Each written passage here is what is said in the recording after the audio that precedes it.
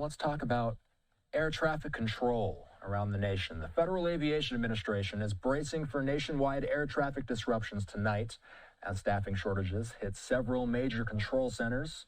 That includes Chicago, Nashville, Houston, and Las Vegas. Officials are saying that the shortages, which come amid the ongoing government shutdown, will increase the likelihood of flight delays, reroutes, and ground stops overnight. We were also hearing from Fox 11 Los Angeles yesterday that Hollywood Burbank Airport in Southern California, they went without any air traffic controllers on duty for nearly 6 hours, and their arrival and departure duties were handed off to another facility in San Diego. Randy Klatt is standing by. He is with the Foundation for Aviation Safety. Let's start with the first thing that's on a lot of people's minds. How can an airport like Burbank Airport, this is not a small airport, by the way, for anybody who's familiar with the Los Angeles Metro, it's the second largest airport in the LA Metro after LAX. How can an airport get by with no air traffic controllers at the Burbank Tower, and is it common for them to do something like that? Well, no, it isn't very common, but it certainly is possible to do, obviously. That tower typically closes at 10 p.m. every day. So we were talking a period of about 6 hours, as you said, from 4 p.m. or 4:15 to 10, where there was no one on duty in that tower. So those duties had to be taken over by other air traffic controllers in the area. So with ground control, tower control, clearance delivery, all those different positions were not manned. So that had to go to the probably to the approach control facility. So those controllers who typically take over control of the aircraft after it leaves the tower area of control on takeoff or prior to landing as the airplane's coming in, those controllers had to cover those duties. So it certainly complicates the system somewhat, and which would account for the delays. Obviously, delays are annoying for passengers. It disrupts the entire system, but it's far better than risking the safety of those passengers with not extending the time between landings or takeoffs. Sequencing the traffic, as I'm sure they did in that area. So the FAA is bracing for nationwide disruptions tonight as staffing shortages hit a number of cities that include Chicago, Houston, Vegas, and Nashville. A live look at Nashville International Airport. What are your primary concerns moving forward here, Randy? As we go into the night here, what do travelers need to know if they do have a flight booked tonight or later in the week? What do people need to know before they go?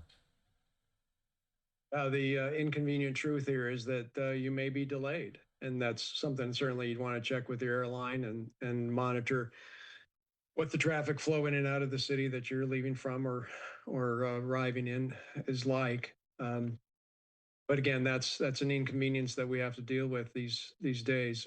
The shutdown has complicated this because it's simply added more stress to a system that is already stressed. As you well know, the manning across the air traffic control system has been somewhere between 60 and 70% for years, literally. And we've always been short. We're forcing those controllers to work longer hours, more days per week.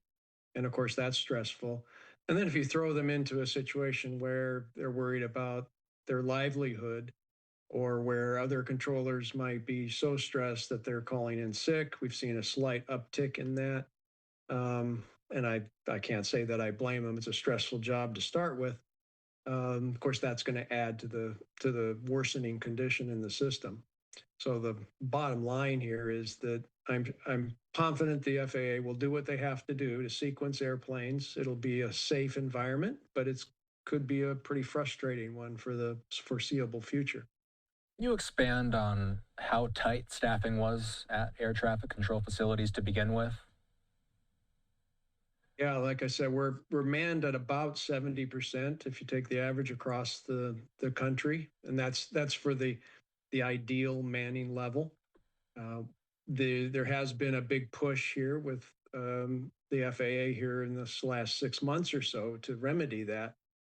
Obviously, one of the worst examples of air traffic controller shortcoming was the DCA midair back in January. And, like many situations similarly, a fatality is sometimes what has to happen. And that's a shame. It's not the way the system should work. But that pointed out problems with air traffic control, problems with manning, problems with sequencing aircraft around helicopters. The whole air traffic control system shortcomings came to a head in that night in Washington, D.C. So since then, the FAA has made some efforts to increase manning. Problem is, of course, we have limited capacity within the training pipeline. Somewhere up of about 40% of all candidates fail out of the system at some point, so they never become fully qualified traffic controllers. The training goes on for several years in an apprentice situation or a on-the-job training situation where you're continually training with more seasoned and more qualified controllers. So if those people are stressed and they're working longer, that just means that the newer controllers that are trying to help relieve the manning situation aren't getting the training that they need. So that's, again, a little multiplier in the system that causes problems. So this has been ongoing. It's been that way frankly, it's been this way for decades, where we've been short of air traffic controllers. We see fewer of them coming out of the military now. That used to be a good source of air traffic controllers that were pretty darn qualified when they got to the FAA. So the system is stressed and it's somewhat broken actually at this point. We need to remedy that, and the secretary has sworn that that's going to happen with the revamp of the system and increasing manning and modernization of the system that has really been stagnated for a long, long time. That's right. We know Secretary Sean Duffy. He's the Secretary of Transportation. He's said that one of his key focuses is air traffic safety control. And one thing that's you mentioned the flight delays, and you and I know this. When there's one flight delay, there's all these residual effects. One delay can lead to another delay. It can cause this chain reaction. Let's say the government shutdown gets resolved tomorrow. Let's make it clear, by the way, that there's nothing to immediately indicate that that is going to happen. But let's say, best case scenario, it gets resolved tomorrow. How soon before those residual effects actually get solved? How long does it take for the system to fix itself?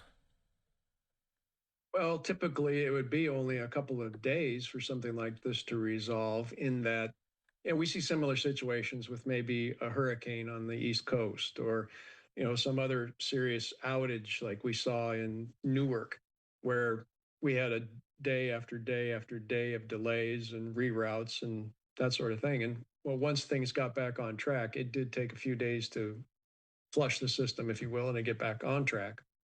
So I would think that that could happen in a few days. But the real situation that's causing the problem doesn't really go away. We are still short of air traffic controllers. They may be working then in a more stable environment. They may feel a little more relaxed about their job. The stressors that are being caused by a government shutdown go away. But the job is still very stressful, and we are still working them a lot of hours every week. So that's not going to go away until we can actually get more qualified controllers through the system. And modernizing the system and bringing the manning up to snuff is really what Secretary Duffy is trying to do. Take what he says at face value. He wants to spend $31 billion to upgrade every element of the air traffic control system. And that comes, though, on the heels of the DOT OIG report that just came out, which was a pretty serious report about the next gen system that we've had in place since 2003. So in 2003, the air traffic control system was going to be upgraded. And we spent $36 billion over this last 22 years to do that. And according to the OIG, about 16% of what was promised was delivered. So the FAA does not have a good track record of spending a lot of money to get a lot of results. So we can only hope that this new effort with this new money under a new administration will do a better job than what we've seen in the past. Randy Klatt is with the Foundation for Aviation Safety. Hey, thanks for coming on. Hey, thank you very much for having me. You take care.